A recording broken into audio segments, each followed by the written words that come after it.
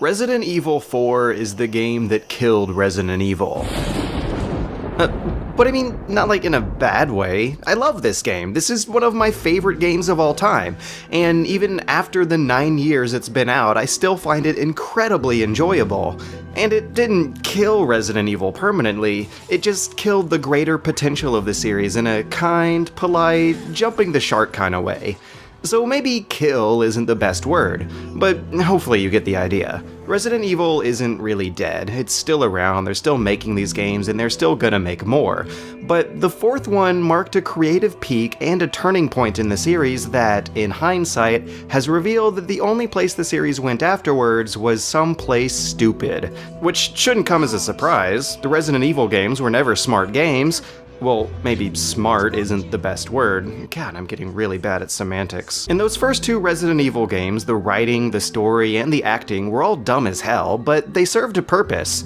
Every other aspect of those games was very intelligently designed. They had some very clever and very inventive ideas about how to make the horror aesthetic work in a video game, and the poor English localization just made these characters, and the situation they were in, seem even more creepy.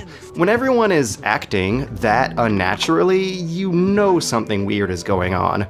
Those games pulled off their style with enough polish and confidence to set the formula for how horror games would work for an entire 2 generations after it. And once that formula got stale, they managed to pull it off again with Resident Evil 4, rebooting that same old style from a new perspective that ended up becoming the standard for an entire generation after. See, Resident Evil 4 is the missing link between Kill Switch and Gears of War. It was the transitionary piece that led the 6th generation of consoles into the 7th, and it determined how action games were going to work in the 7th. Widescreen TV ratios, QTEs, stop and pop, and scripted spectacle events weren't representative of the action genre until Resident Evil 4 popularized them. Gears of War used RE4 to add horror elements, claustrophobic camera angles, and elaborate QTE sequences to its bigger, louder shooter battles. Then Uncharted showed up, and it brought that same shtick to a more lighthearted T-rated adventure, and now we've come full circle. It seems like every character-driven brand under the sun is now a third-person shoulder shooter that liberally uses QTEs, and now they're just as badly in need of a new trendsetter to come along and shake things up. But back in 2005, Resident Evil didn't have to take inspiration from the popularity of its successors. It didn't have to shoehorn in the forced co-op or the cover shooting of Gears. It was very much working within the limitations and the conventions of its day. Since nostalgia gives antiquated designs a bit of charming novelty value, we like to forget that there was actually a huge backlash against the tank controls and the fixed camera of older RE games. After Capcom perceived the RE remake on the GameCube to be a commercial failure, the clunky controls of horror games became stigmatized. They were seen as a genre-wide problem that needed fixing. And despite the seemingly radical changes that RE4 brought, it was actually using the same control scheme as the classic Resident Evils. You have one directional pad, an action button, a run button, and an inventory button. All the other buttons are used for shortcuts or modifiers of those functions, and those are the same input functions that the classic Resident Evil uses as well. RE4 is kind of a compromise between old and new. You can tell that it was made before Japanese gamers were used to a manually controlled camera, which was actually a big problem about 6 to 8 years ago. There are a lot of concessions built into the game to account for its narrow, claustrophobic, zoomed-in shoulder cam, like the cinematic view for the QTEs, or like how the enemies move in a slow, straight line and use melee attacks so there's no need to circle strafe around them.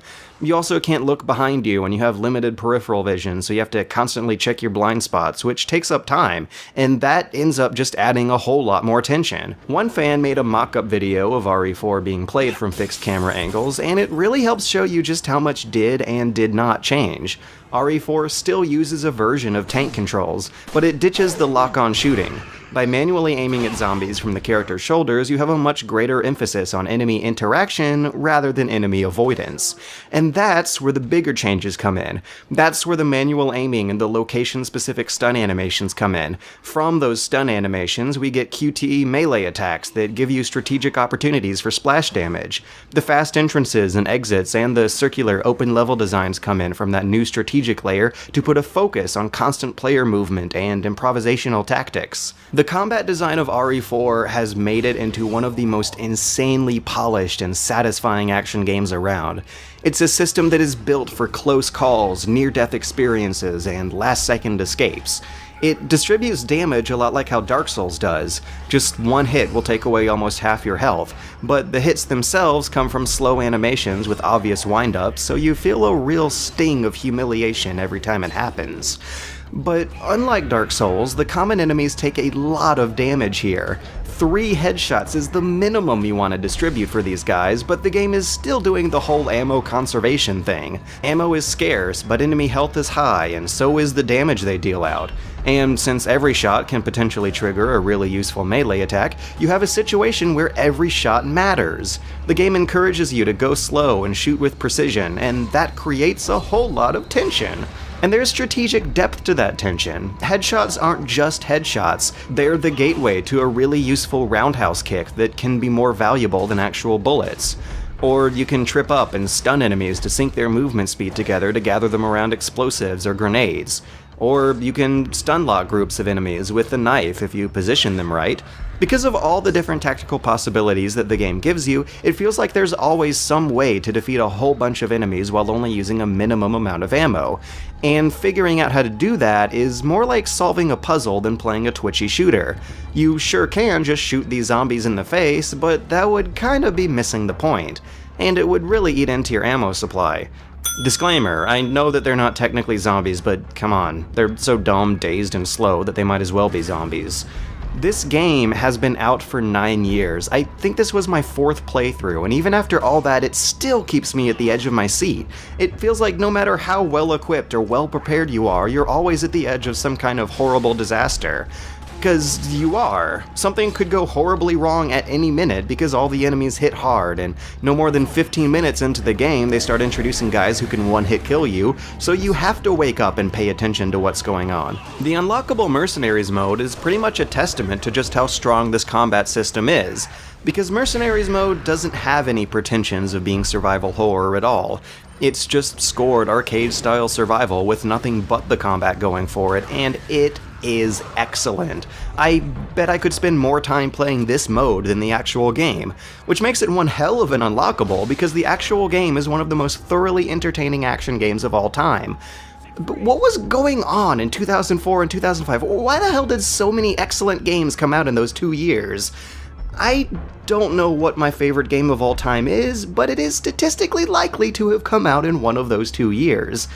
Anyways, the pacing and the tone of RE4's campaign is about as enjoyable as the combat itself. The game begins morose. It starts off as if it's going to take itself really seriously.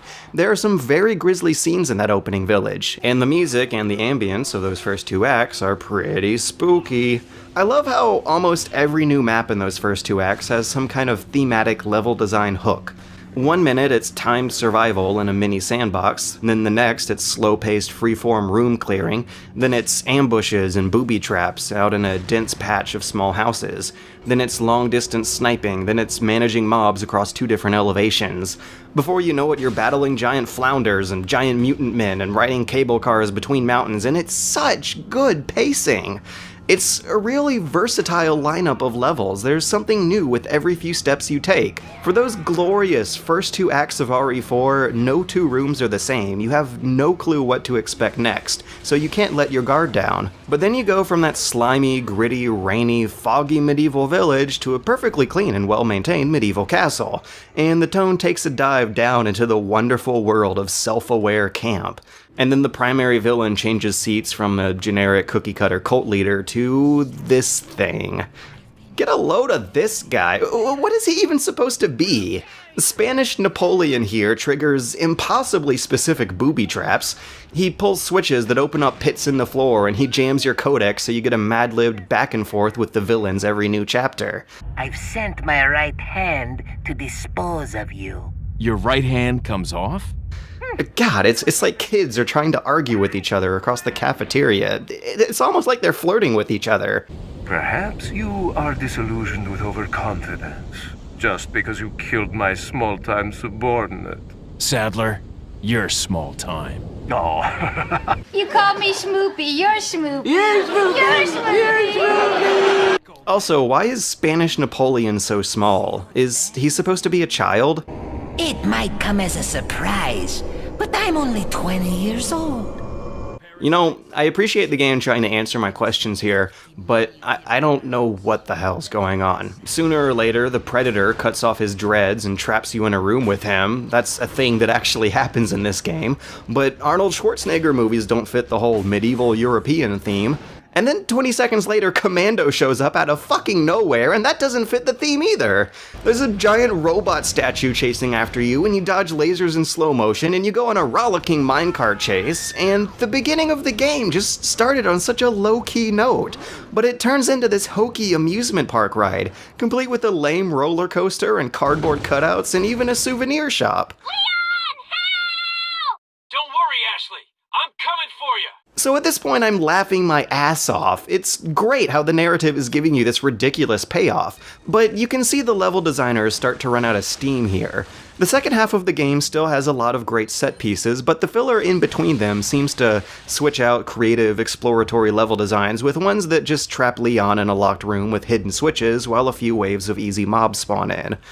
But the combat is still strong enough to carry it through, and eventually they introduce one of the creepiest and most elaborately complicated monsters in the whole series, so it still feels very worth playing.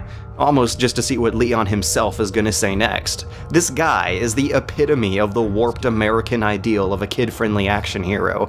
For him, there's no smoking and no sex, but an absurdly comical body count for the sake of rescuing one hostage. It doesn't help that his nasally one-liners sound like something that only Sonic the Hedgehog should be saying. No thanks, bro. Where's everyone going? Bingo? No way, Leon. Way. I knew you'd be fine if you landed on your butt. I don't know what happened here. How do you go from the sheer horror of a crazy chainsaw man beating down your door to playing a prize grabber machine with zombies? And what's this music doing? Am I playing GoldenEye? The second half of the game is this explosive, over-the-top compensation for all the quieter tension that the first half builds up. They had to outdo the creepy atmosphere of that awful village somehow, and they chose to do it by switching gears to balls-out action, with a story that is about as mature, deep, and well-written as an episode of Axe Cop. It's got that really fun John Carpenter combination of gross-out body horror and synth-powered campiness, and I wouldn't want it any other way. It's the opposite of pretentious. It's a shamelessly self-aware cheese fest that had me grinning from ear to ear. And maybe that huge contrast between the beginning and the end of Resident Evil 4 is just evidence of how many different ideas were all put into this one game. In retrospect, it looks more like it's foreshadowing how uncreative the sequels would get. This game established how Resident Evil would work over the coming generation, so the following games didn't really have as much of an idea well to draw from. And although the story behind Resident Evil has always been dumb, the newer ones kinda take themselves seriously, which makes a huge difference in terms of how easy it is to be entertained by this stuff. RE5 tried and failed to make some shallow, preachy political commentary by way of misusing an inflammatory setting, and boy was that awkward. RE6 was a fanservice-y reunion of all the cheesy series-wide characters, but it presented them with the gritty excess of mumbly dialogue and shaky camera work and relentlessly loud, never-ending action. Compared to those, RE4 is innocent fun. It's self-contained and self-aware, and all the enjoyable qualities of the mindlessness that is the Resident Evil story simply reached a peak with this one. It's a mishmash of each and every good idea they could have thrown into a third-person, action-oriented horror game, and I guess that's why it killed the series. It's everything it could have been, and it's everything it should have been. The only problem with that is that the only place the series could go from there was someplace stupid.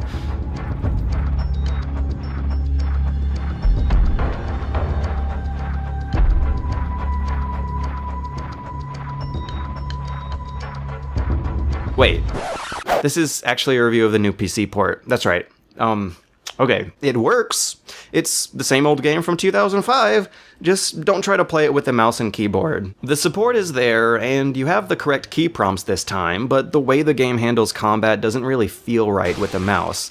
Leon snaps his aiming to his eye line rather than to the camera, and you're only supposed to use the camera for peeking left and right instead of for free look, but they included a free look function in there, but they screwed with the mouse sensitivity to discourage you from free looking. Using A and D for turning and not strafing takes a hell of a lot of time to get used to, and they've made no effort to incorporate a mouse cursor into the inventory, which is just sad.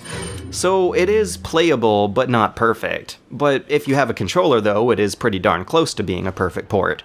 Only things that really stuck out are low-res cutscenes for separate ways, a few missing minor shader effects, and some blatantly inflated system requirements. This game is 9 years old, it should be able to run on a toaster, but it doesn't. Other than that though, it's still one of the best games ever made. If you already have a copy of RE4, then the incentives for buying this new PC version are basically the convenience of Steam, the potential of modding support, and it also performs and looks a little bit better than previous iterations. But if you haven't played RE4, it is very much worth $20, and I highly encourage you to check it out.